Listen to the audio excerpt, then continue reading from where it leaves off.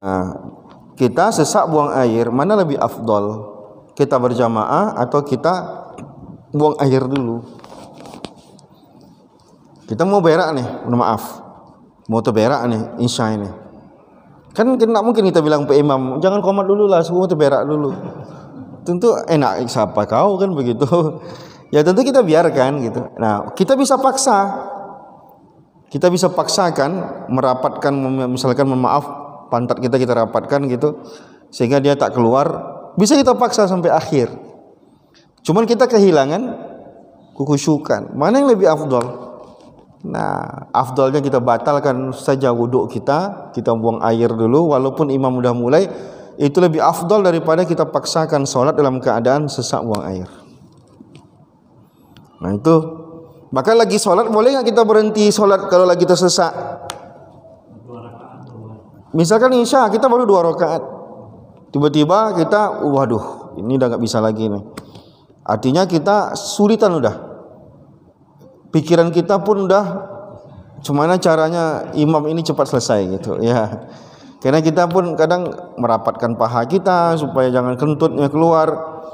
Nah, akhirnya kita kehilangan khusyukan. Mana yang afdal? Kita keluar dari barisan, keluarkan kentut kita, wuduk lagi, masuk lagi. Tapi rupanya sesak. Misalkan lama terberak, lama habis jamaahnya, enggak apa-apa. Lebih afdal lagi kita tak mendapatkan jamaah daripada kita kehilangan khusyukan. Nah, jangan dipaksakan nahan itu. Kecuali memang kita udah tahiyat akhir ya. Nanggung pula rasanya tahiyat akhir gitu. Ya, kita tahiyat akhir kan udah terduduk di tahiyat akhir ya, kita tahanlah agak 1 menit masih bisa nih gitu. Cuman kalau soal isya masih rakaat pertama, kelamaan kita. Nah, ya udah kita bubar dulu. Jangankan itu ya, kita makan sekalipun, makan ya, kita hidangin istri kita makan habis maghrib di rumah misalkan. Bapak lapar. Nah, mana yang lebih afdol? Bapak makan dulu atau sholat dulu? Kalau keadaannya gara-gara lapar ini menghilangkan khusyuk, karena makanan udah terhidang, beda halnya kalau makanan belum hidang. Nggak ada pikiran kita ke situ. Lapar tapi makanan belum nampak bayangannya gitu. Nah, tapi kalau sudah terhidang dia tuh lapar, mana lebih afdal? Makan dulu baru sholat. Kecuali belum nampak lagi apa yang mau dimakan gitu ya. Ya udah sholat aja lah dulu gitu. Sama seperti ngantuk juga gitu. Mana yang lebih afdal? Kita tidur dulu atau sholat? Kalau keadaannya betul-betul ngantuk, kita lebih dianjurkan tidur dulu baru sholat. Asalkan kita yakini nggak kebablasan ya. Kalau tidak kebablasan ya tentu dilarang gitu ya. Yakin kita tidak kebablasan nih. Ya udah kita tidur dulu, lebih afdal kita tidur dulu. Nah, gitu dia. Tapi kita biasakanlah perut kita ini jam makannya jangan jam sholat gitu ya. Nah, kita biasakanlah mata kita ini tidurnya jangan jam sholat gitu ya. Artinya kalau mau ngantuk biar habis sisa. Kita latih mata kita ini ngantuknya habis isya lah. Jangan menjelang isya udah ngantuk gitu.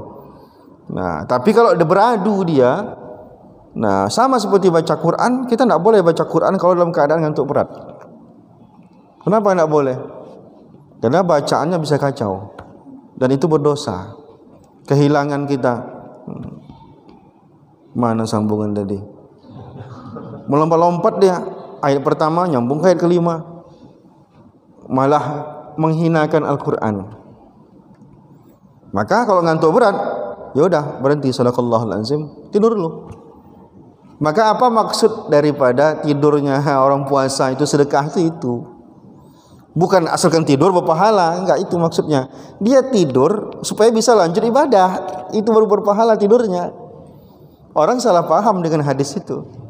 Dipikirnya asalkan tidur aja berpahala gitu. Enggak. Itu masalahnya. Karena menurut dia berpahala ya tidur aja seharian. Ya saya cari pahalanya dari sini aja lah gitu. Ya saya tidur aja. Enggak, maksudnya adalah orang tertidur karena kelelahan ibadah.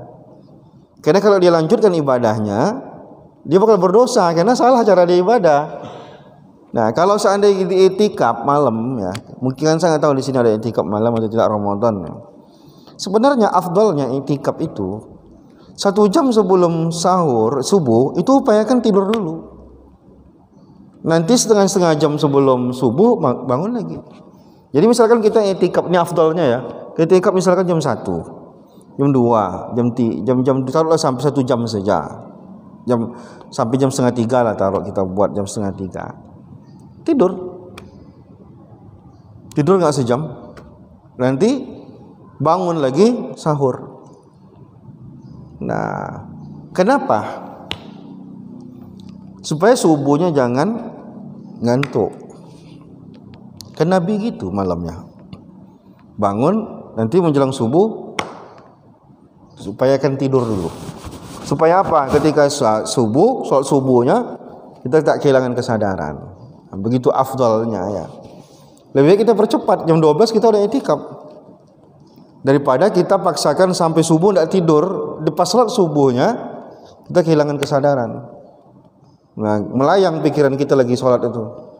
Imamnya baca apapun kita ditanya, tadi baca imam apa? Yang jelas baca Al-Fatihah imam itu. Yang lainnya tidak sadar aku lagi dah. Padahal imam baca qul huwallahu ahad pun lupa dia. Nah, begitu dia ya.